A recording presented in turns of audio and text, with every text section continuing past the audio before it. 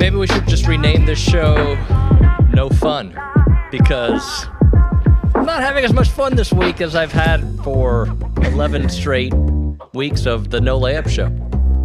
I know. And I want to start with this. When is the appropriate time to text to you after Friday night? Because I didn't text you at all. I didn't communicate with you. I didn't want to disturb you. I know what happened. Yeah. Okay. When, like for future games, because last year the rivalry renewed. Right. You and I were watching it together. Towards the end, I left. I didn't say anything. I just walked out because I wanted to get home. I think because it's you, it could be any time, honestly. Because I don't. Maybe in the early years of our friendship, you would have rubbed it in a little bit more. But I think you know my personality, like, because I don't talk trash, right? Like that's. I know you don't. I respond to trash, but I'm not like. Look, I don't like Texas. Texas doesn't like me. Fine, cool. I can respect the University of Texas for their education, what their sports have done. I can still hate them, right? I have a nephew who I love very much who texted me immediately after the game who says Arch Manning's the greatest quarterback ever at Texas. I'm like, come on, bro, not now. But look, Texas, and I would believe, I know there's many Texas fans out there that believe that this was what was going to happen. But I think many, maybe even including yourself, Raheel, were like, that's not the same Texas team we've seen most of the year, because that Texas team, you had to run the ball. That Texas team, I think, was, it felt, and I know if you go look at the stats, it doesn't necessarily bear this out, but apparently I looked at it as Texas was the more physical team in the second half. It looked like A&M, the team that I'm used to watching, figure out all their mistakes in the first half, they usually fix in the second half. And usually they push all the right buttons in the fourth quarter. All that went out the window. And, it was – I'll credit this. I think I said it last week to you, Raheel. I'd never been a DKR before. I figure I don't care where you go in any conference. If there's 100,000 fans in a stadium with their team with a chance to win, it's going to feel loud. That was a very loud environment, one of the most loud environments I've been to. I wouldn't call it the loudest. I think the loudest I went to was Tuscaloosa a couple years ago when A&M took on Alabama, and A&M had a chance to win at the end of the game on a last-second play, a bad play call in my opinion. Not that I'm, not that I keep receipts, but look, props to Texas for their game plan in the second half. Props to them, but a very disappointing loss for A&M, and still a very good season. And it now opens up those questions. Everybody, see, you guys are overrated. No, idiot. We weren't overrated. Raheel, I'm sorry. Because you lose a game to your rival on the road against a top 15 team doesn't mean you're overrated. They were 11-0 going into that game. Every 11-0 SEC team, every 11-0 Big Ten team, and gosh golly, sorry for saying that, a Big 12 team.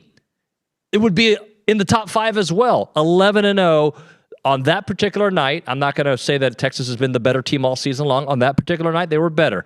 Are they trending in a higher direction than A&M at the end of the year? Feels like it after that game. But, I still think A&M was not overrated. No, I think you were perfectly rated. You were the number 3 team going into that game and potentially the number 2 team, right? But you could flip-flop Indiana. Who cares, right? But you were perfectly rated. I think the overrated chance started. I saw your video. And by the way, my man, you went viral. It was all over. It was way too much viral for my liking. It was way too much. As soon as I saw the numbers you were doing, because what happened was A&M fans started retweeting it on X and on Instagram. They started sharing it before the game. And then after the Longhorns win, then the Texas Longhorn fans started resharing it saying, huh? What? So you got both parts, which is great, right? For the numbers. Well, I wasn't wrong. Yeah, you weren't wrong.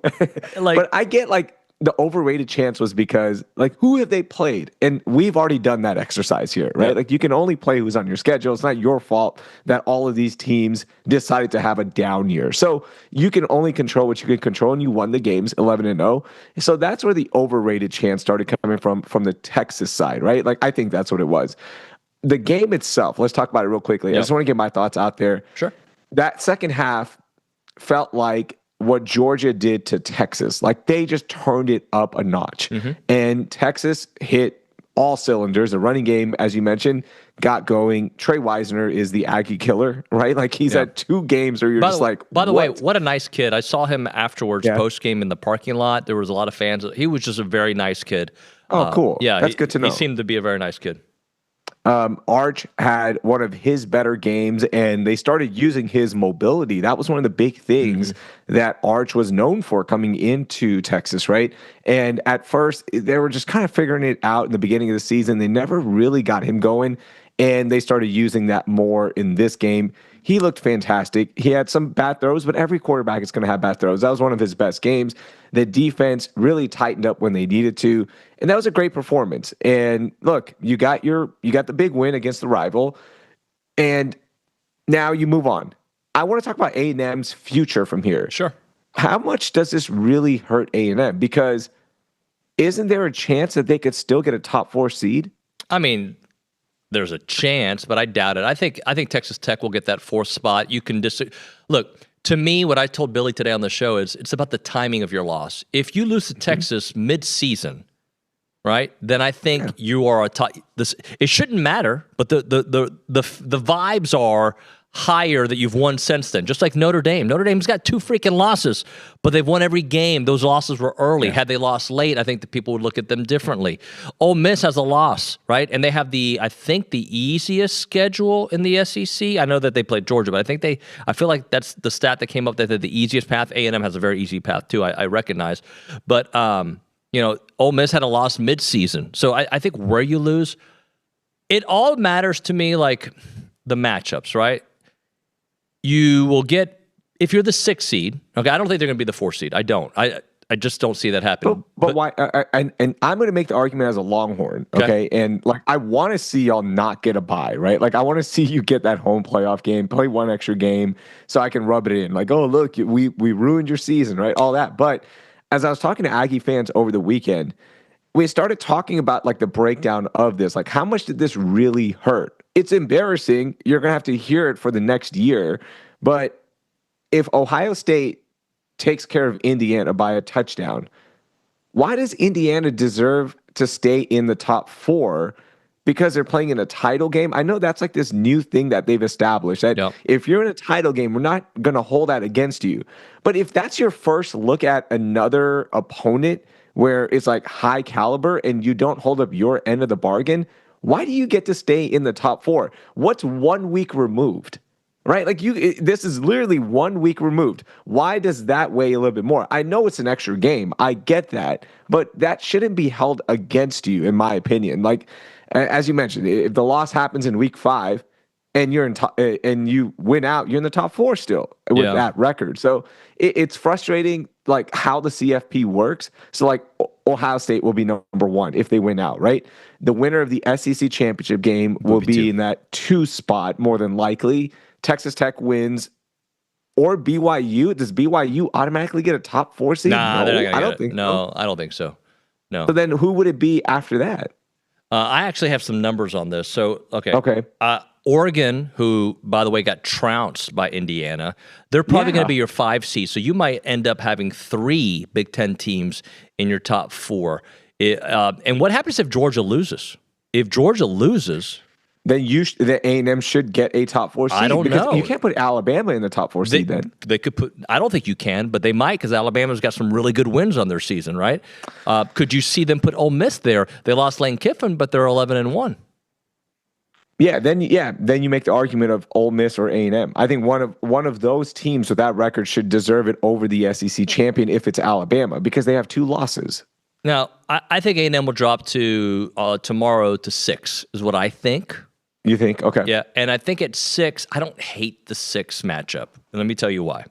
Okay. I mean, I would prefer having a first-round bye, of course, right? Like, but coming from that loss, to feel a little bit better, you need a win, a soon win, right? Like having a whole month off. Like, and by the way, I would much rather be playing in the Cotton Bowl or the Sugar Bowl. I'm not saying I wouldn't, okay?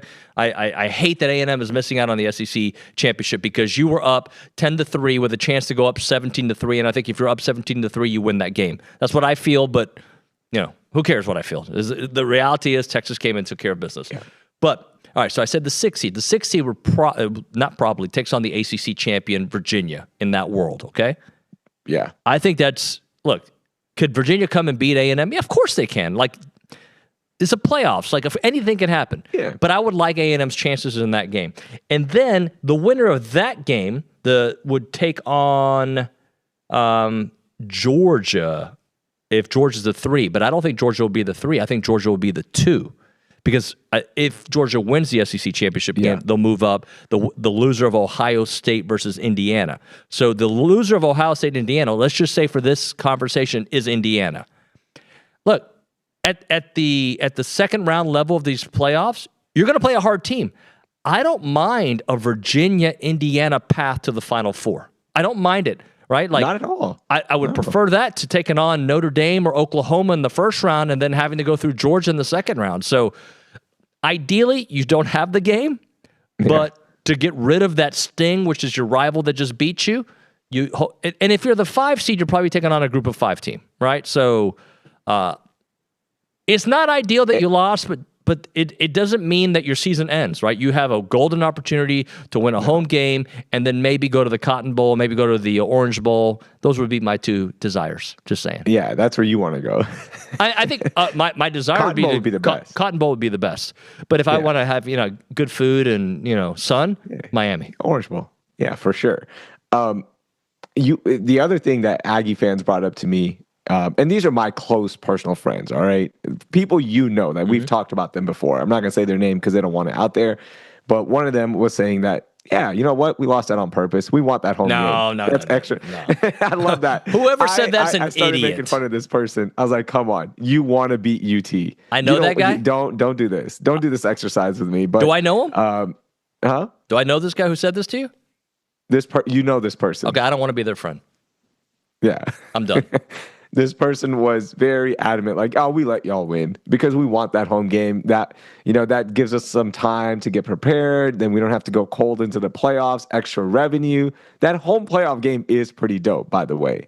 That is a fun thing. My brother went to it last year when Texas had the home game, and it was a blast. So, right.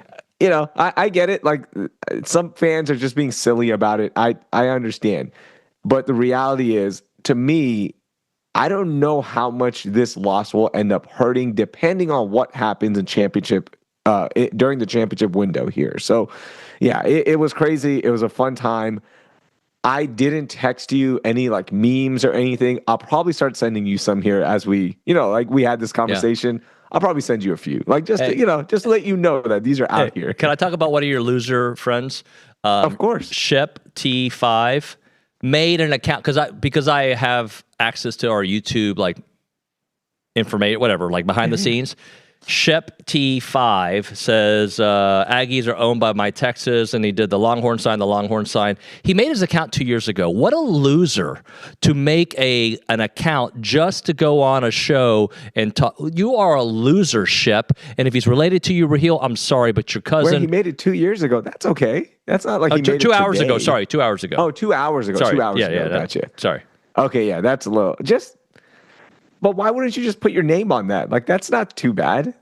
Saying that, yeah, we own your program. Okay, that's not mean or hateful. That's just. There's no slavery in the United States, Raheel. Huh? There's no slavery here. No, yeah, I get what you're saying. I do like that feature. I wish they did the feature on YouTube. Where was this account created? Was it in Croatia or was it in College Station or Austin? Right? I want to know where these accounts are created as well. Yeah. Look, props to Texas. I've given them their props, right? Yeah, it was a good win. It was a great atmosphere if you're a Texas fan. I didn't love the. Probably shouldn't talk about it, but I always talk about what I think. Tell me. I didn't love the media situation there. Yeah, tell me about this because Elko, obviously the clip has gone viral where he was not happy with the noise coming in. What happens? Lay that out for me because I haven't covered a Texas football game in Austin in probably 15 years or so. So yep. I know the press conference room has changed and where they do it and all that. Tell me about this. What happened? Well, a couple things. Look, TexAgs got 3 credentials. They don't do multiple credentials at Texas if you're a .com. Okay, we have a TV show, by the way. We're on in Houston, by the way, whatever. That's fine. That's how they do business. No other program in the SEC does that, but whatever. Okay, that bothered me.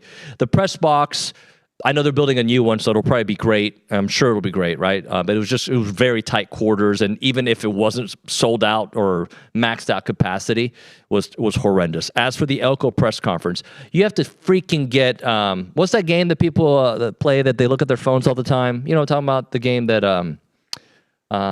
what's that game that people are like always on their phones and they're like trying to look around town? Candy Crush, not Tetris, no, Pokemon Go.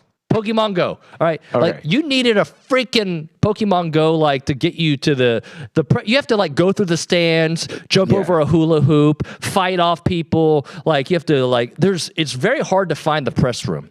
The press room's like on the second floor of where the main concourse is, right? So fans can knock on the door, fans can be loud, right?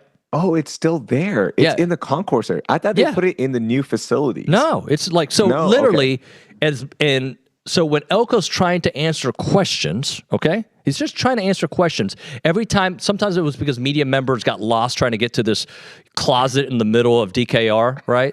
Like literally, it's like a closet. Like they're knocking to get in. It's like, so he's trying to answer a question, and every time you open it, like there's people talking. Yes. And like I'm close to Elko and I can't hear what he's saying. I'm getting a little frustrated because I'm trying to tweet out some of the information and I'm not able to see that. And so that's what the problem was, where they'd open the door and there was constant knocking. You couldn't hear what Coach Elko was saying, Raheel. So okay, gotcha. Okay, that's what I want to know because I thought they moved it. So no, it's still the same setup that when I was there. So yeah. Hey, cool. So let's do this. Now, years back, Raheel, I think you remember this. Tim Brando, when he was at SNR Sporting News Radio, he left for vacation. We got to host his show years ago. It was. Timmy, remind me, was it 11 o'clock? I feel like it was 11 a.m. Central. I might be wrong on the time, but it was like a midday show on SNR. We got to host it, and Timmy's always been great to me since I've been at TexAgs and before. So, Mr. Brando, how are you, sir? I'm good, Dave. It was great to be with you guys, and frankly, my show moved around time slot-wise in those 15 years so much I really can't remember. When we were Sporting News Radio, I think the show at one time was on from noon to 3, and then another time after we moved it over to Sirius XM, which was the final iteration of the show. That's when we had it televised on CBS Sports Network, the cable channel for CBS. It was on from 9 to noon. So 11 is probably accurate. Do you still have that email sounder? Because that was one of the big things. Remember, email with Timmy B. Yeah, that was fun. Yeah. That was fun. Yeah. I'm trying to remember who did that for me now. It was a really good musician too. Oh, well, it's lost in audio heaven somewhere. Yeah. That along with a number of other sounders that we used to use. I put that thing to bed 10 years ago. I retired from doing that radio show in 2015. I did it for 1 year while I was at Fox, and I found that, number one, it's harder to try to be a play-by-play broadcaster, prepare for games, and go on the road and try to keep your show afloat, as opposed to being a studio host, which for the most part I was at CBS. Occasionally I did the second game on CBS when we had 2 games, but for the most part I was hosting, and I could do the show from Mickey Mantle's in New York on Fridays, and one hand sort of watch the other, but I'm kind of glad. I'm really glad I got out of it because I've now just solely been concentrating on just calling the games, and I'd really never done that. I wore so many hats for such a long period of time, and at this stage in my life, I'd rather not have to be responsible for 3 hours of content every day. Oh yeah. I've done it for a long. People don't realize how hard it is. What you guys do on a daily basis is difficult. More so, you make it look easy. That's part of the art form, but it's difficult. And when you're trying to do that, plus prepare for a game, and you have kids, and now I've got kids and grandkids, I'm glad to be out of it. Plus, there's a lot you guys have to talk about on a daily basis. I really don't want to talk about, and I'm glad that I don't have to. Well, Tim, so that's where I am now in my life. This show, so it's Raheel and I have done this show forever, but he's a Longhorn, I'm an Aggie, and we're coming off the heels of the great second half for them and a horrible second half for Texas A&M. Love to get your thoughts on what happened on Friday and the ramifications moving ahead. Well, I only got a chance to look at some of it. I DVR all the games, but my game was on opposite yours. We were about an hour and a half behind you, doing the Arizona State game, the Territorial Cup on Fox. But from best I could tell, and this is one of the reasons I thought Texas had a really good chance. When you are sitting pretty and you are golden, it's hard to get out of the kids' heads that win or lose, you're fine. I mean, it is a rivalry game, yes. Does it matter a lot to your fans and to the coaching staff and to the players? I don't doubt that for 1 second. But Texas had everything to play for. They could cut it loose. I think Arch, we saw the best of him. We saw an evolution in his game as the season went on. There's no doubt about that. But A&M was not sharp. They were not as sharp as they had been, and I think that's a byproduct of the era that we're in now as it relates to the playoff. The idea, it's all about getting there now. So you can talk about different instances of the game and where breakdowns might have happened. Marcel Reed did not have his best performance, nor did I think A&M in a lot of other ways defensively. But Texas has always been a team that you knew would get better with time because Arch would get better with time. I was as guilty as anyone of the preseason hype because I thought he would make a difference. I did say that Texas would, in my opinion, be a better team with him than they were with Quinn Ewers. It took a long time for that statement to bear fruit, but I think it kind of does now. Are they a dangerous team, and should they be in the playoff? Some could argue yes, and I guarantee you the campaign to get them in is well underway by the Southeastern Conference and its punditry, and everyone is going to be talking about it and trying to get them in. It makes good television business sense for ESPN, and we know how that works because we've seen the history with regard to the committee and the conference's strength. I mean, if Greg Sankey wants to go on game day and filibuster this week again, like he did for Alabama 2 years ago to get Florida State out, I don't doubt for 1 second he'll do it. So I think there's a really good chance that Texas could get in. And if they do, I think they become a dangerous team. Oh, yeah, for sure. They're peaking at the right time. They are. And the offensive line, I think that's been the story of the second half of the season. They fixed some holes, and Arch has more time, and they look fantastic. And this is where I love college football. I think it's better than the NFL. I'll be I'm more interested. We're in agreement there. Yeah, but the one thing that always bugs me about college football is the argument for the CFP, right? And when you lose, should it hurt you as much as when you win? There's just so many different things. And I made this argument before you jumped on. As a Longhorn, all right, how much should this loss have? How much is this loss going to hurt Texas A&M? Because it happened last week. I get it. But if this loss happens in week 3 or week 4 and the Aggies rip off all the wins that they did, they're probably in the top 4. So should they be penalized as much? Should they be knocked out of the top 4 because they lost last week as opposed to championship week? It's just, I hate this thing about the CFP where we do that. It's part of the fun. I understand. Yeah. But I don't know how much should they be penalized for this loss. Well, they're going to be penalized a little bit more, and the reason for that is they don't get the data point that they would have had otherwise by at least making it to the SEC championship. That extra game really does matter to have that extra data point. You could even go there and lose the game and maybe maintain your top 4 status. I think maybe the bigger question here for Texas is do they lose a home field for their playoff game? Because chances are even that could happen. Now, I don't know that it will. I don't think that really should happen. They should, by all accounts, be in the 5 hole at worst, right, and get to host. But who knows? Texas A&M is not Alabama. Alabama always drops the least when they're in the top spot. They always have. I think they always will. There's so much cachet attached to that program, and they looked really bad against Auburn. I mean, really bad. Mm-hmm. But you're not going to hear many people talking about how bad they looked because they are Alabama. Right. And I think a lot of the ADs, and this is part of the issue I have with the committee, and I use the term a lot, and people don't like it, but I think the process is corrupt. I don't think the people on the committee are corrupt, but I think the process is corrupt.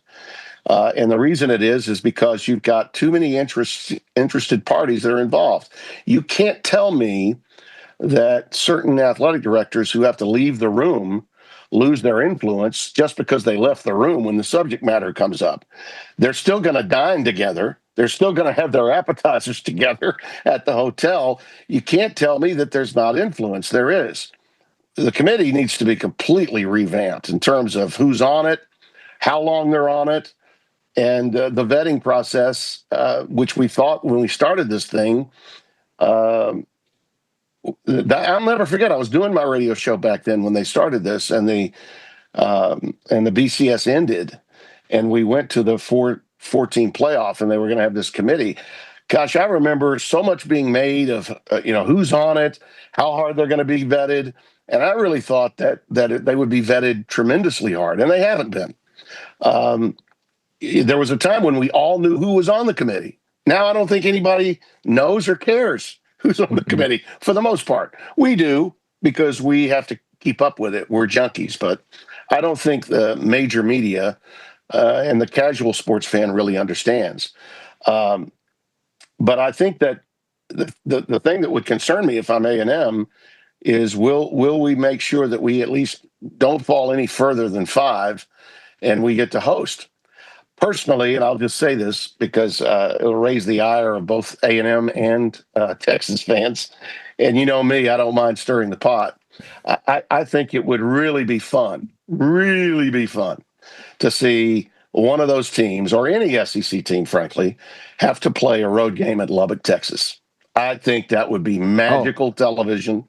I think it would be a great game, and it would wake up the echoes of some real pure hatred from those schools with Tech, who's become, depending upon your outlook to life, right, either America's darling or the most hated program in the history of both. The one thing Texas and Texas A&M fans can all agree on is their deep hatred of Texas Tech. Send Texas to Texas Tech so we can right the wrongs of Crabtree's touchdown. Yes, please, let's do it. You wouldn't mind that. Yeah, you wouldn't mind that. I wouldn't mind that at all. Let's say Texas Tech were 5. I don't know that they will be, or 6, and Texas is 11, right? Would that be wild? Would you like that? A great game. I was saying, run it back. A&M hosting Texas, run it back. 5-12 matchup. I actually would love to see that. Hey, Tim, before we let you go, I do want to a very complicated subject with the Lane Kiffin thing because I see things multiple ways. I don't think he's handled it with class, but I also think that you're almost in an impossible situation to handle it with class. Did you expect otherwise? I'll be honest. No, I didn't. But it's Lane. It's Lane. It is, but the hard part is I understand LSU is a better job than Ole Miss. I understand that, but I also think I don't think it is anymore. Okay, I don't think it is anymore. Okay, so what's your take on the whole thing? Well, in the here and now, it's not a better job. They've beaten them, and they've gone out and successfully gone 11-1, where a lot of people used to say they could never win 11 games. They did. Lane made it a better job. I'll give you that. Who made the Ole Miss job a better job than LSU? Lane did. You got to give the devil his due. I mean, he absolutely did the number there. And as it relates to what happened and how it happened, I was shocked because, and I really was one of the ones that felt he'd stay. And the reason I felt he would stay is even Lane, knowing Lane as I do, and, hand to God, I like the guy. I like Lane. I like having a guy like that in college football. His idol was Spurrier, and he had a very big-time Spurrier quality about him. He didn't mind digging into the opponent. He didn't mind saying things that other coaches would never say. Those were all things that Steve Spurrier did in the 90s. And he had fun with it, but he was He was refreshingly different. Okay. And so much of what Lane does to me is relatively refreshing. That's one of the media loves him. Okay. But for everyone on ESPN, and I mean everyone on ESPN, to say that he should have been able to finish his career coaching in this playoff, there is no doubt in my mind they got marching orders to say just that. I mean, there is absolutely no way in hell that any pundit that knows anything about the way college football works in the SEC would have ever looked at that situation. The first ever time we're talking about a playoff where he's got to coach not just 2, but if you're going to win it all, 3 more games. And with signing date where it is, and with the portal date where it is, to think that they're going to let him coach, you must be on another planet. Or somebody told you you can't take issue with whether he wants to coach, and you know what? He should be able to coach. Even Booger McFarland, who on the CFP a few years ago was the only guy that said Alabama shouldn't have gone and Florida State should have gone. Everybody else was all in on Alabama. All right. Even Booger said, I think you ought to be able to finish what you started. Well, finishing what you started means staying at Ole Miss and not taking the LSU job. Okay. Because if you know anything about the rivalry, and don't throw this Tulane stuff up or any other FC and North Texas stuff up. No, that's like winning a national championship, just getting the 12 seed and getting in the playoff. You cannot, versus a rival like LSU and Ole Miss that goes back to, the beginning of time in the Southeastern Conference when it was televised, going back to the Halloween night in 1958 when I was 2 years. Stop. There's no way you're going to let him coach in the playoff.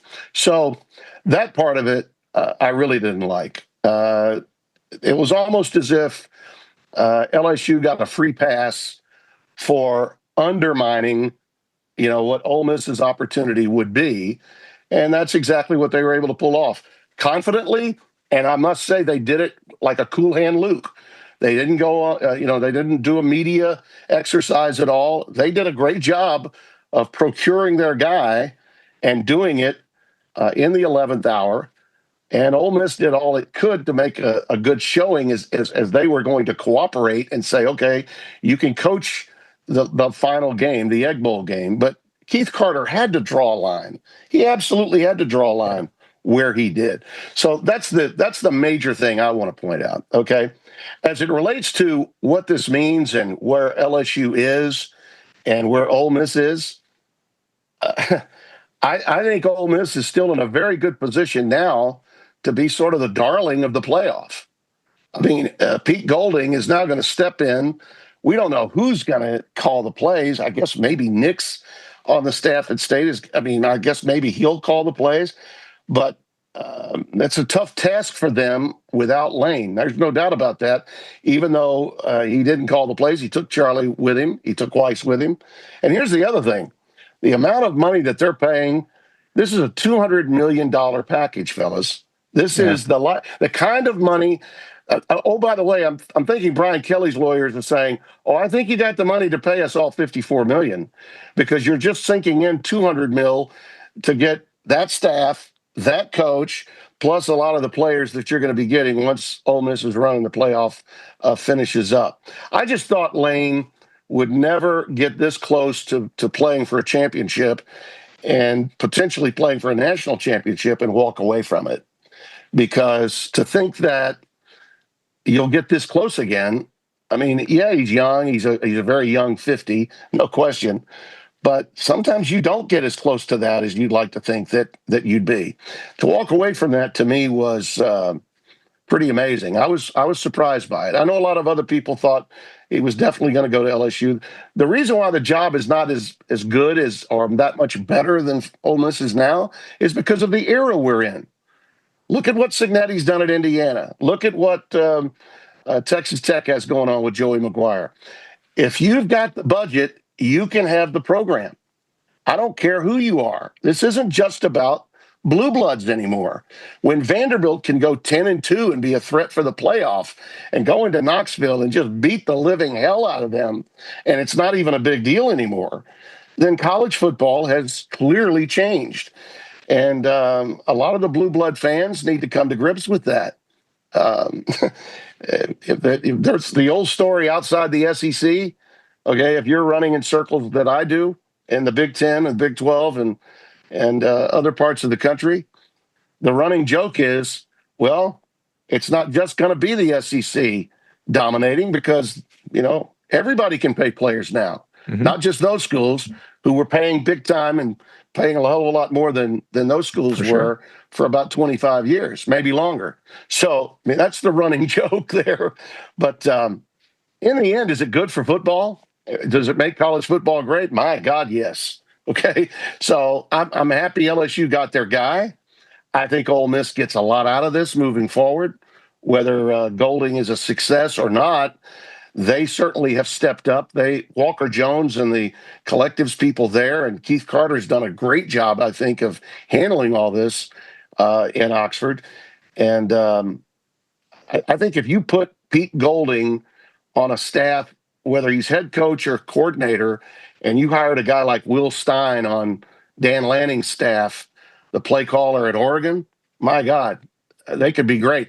The Leftwich youngster, the assistant coach that calls plays at Texas Tech, hell of a coach. I mean, a hell of a coach. Yeah, so many good choices. Some of these young guys could be, it's people forget Bob Stoops was never a head coach. He was a coordinator for Spurrier.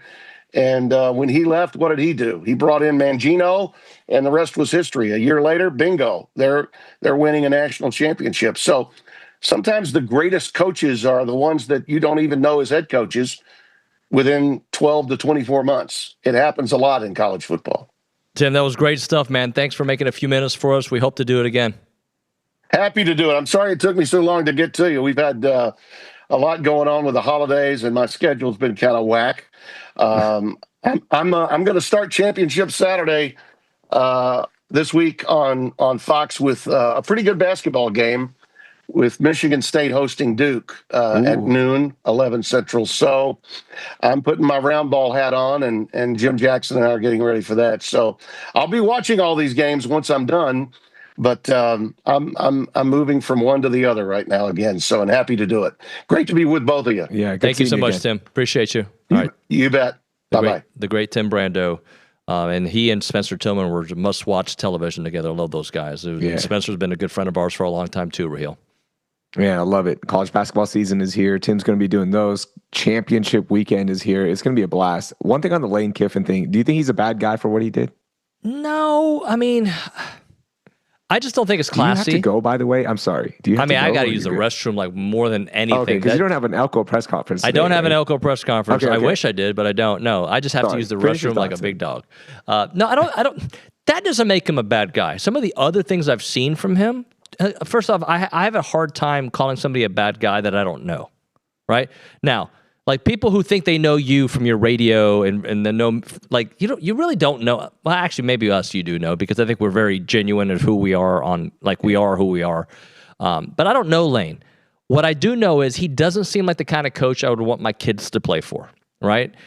He cursed out Bryce Anderson in a game, a couple years ago at Kyle Field. His whole feud with Jimbo, which, and his shots at Kyle Field, like that kind of stuff to me is classless. But I think he's a hell of a coach. I think he's hilarious.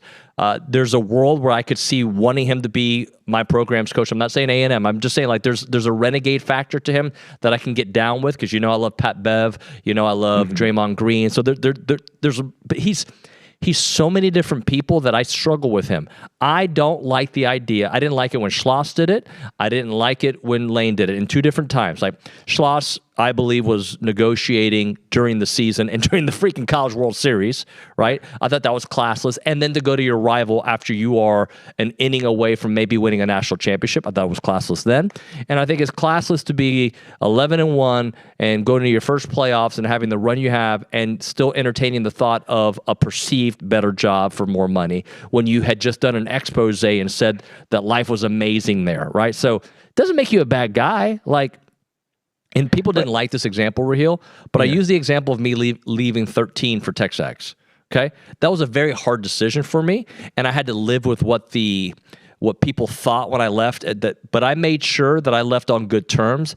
So I don't like when people leave on bad terms. If you're having me judge the situation, I think he left on bad terms as opposed to getting the blessing. A lot of this comes down to the timeline in college football. That has to change. There's no, what's the other timeline where Lane can leave, right? I'm not defending him. I think I don't think you leave in that situation with your team about to play for the playoffs. You don't leave. You just like, gosh. I mean, Lane's been a candidate for jobs every year. Yeah. But for him, if this was the job that he wanted and he perceived this to be a dream job or a better job, and he had the opportunity, there's no other time to leave. He's going to leave. So can college football change a little bit? Can we change some of these deadlines and dates so it is better for not only the coaches, but also the athletes who are committing to a program that might have a different coach, or we don't know who the coach is? So there's a lot of that. That needs to change. That is like a real thing. And it's always been an issue. This is not a Lane related thing, but we need to really solve this. Sure, that's my big thing on it. But I still think I couldn't do that to my team. I personally couldn't if I were a coach. Okay, I'm not talented like Lane. I'm not getting millions of dollars to go get my gig. So I don't know what that feels like to be in that world. All I can tell you is I would have a hard time leaving for a similar job, similar salary, based on the circumstances. On the outside looking in, though, for him, it's not a similar job. But I'm on the outside. I'm not him. So that I can only base it on me. Like I don't like it. But look, if you're okay being the bad guy, it doesn't matter, right? Like, don't be upset that you're the bad guy. And I think that's the one thing I took away from his interview with Marty Smith, my dear friend, like that he was okay. Look, Ole Miss has a decision to make. They got to do it, right? And, I understand it. I disagree with it. But so that part, he was okay being the bad guy. When you are okay being the bad guy, it doesn't matter what talk show host in College Station, Texas thinks. I just wouldn't want it to be my coach or my reputation, right? Like but it happens all the time, but it comes with baggage, and the baggage is you can't coach your team. It comes with baggage. People think that you're not a good dude. Props to him for making Ole Miss the golden era of Ole Miss football. He brought it to them, and they should be thankful for that. Also, I think it's kind of crappy that you're negotiating during an 11-1 season. I just think it is because. I get it. But when else is he supposed to negotiate? Just not take the job, right? Like that's my whole thing. Is like he has to negotiate during the 11-1 season because there's no other time to do it. He can't wait till the end of the playoff run because then you miss out on recruits. You miss out on what you could potentially do at LSU. It's the job that you wanted. Also, this is a very but don't paint the picture scenario. that you're super happy either. That this is like Schloss. I love Olsen. It's the main. Like, you should at least drop some tea leaves, like some hints that you're not happy. Oh, I get it. Yeah. You're right. Like, oh my God, this place is amazing. It's the greatest fans in the world. I love the stadium. Oh, I'm doing yoga. I love yoga. I can't stretch it anywhere but here in Oxford. Don't do all that crap and then expect not some blowback. But look, at the end of the day, you're a grown man. I'm a grown man. You get to make a decision and stand on it. And if he goes and wins 5 national championships, who cares what we talked about on December 1st, 2025? If he loses and they're not good, which I don't think that'll be the case, I think he'll be super successful because I think he's a really good coach, then he could be like, I made the right choice. Or, I mean, if he loses, then, he's going to have... if he never gets back to the playoffs... He'll just be another...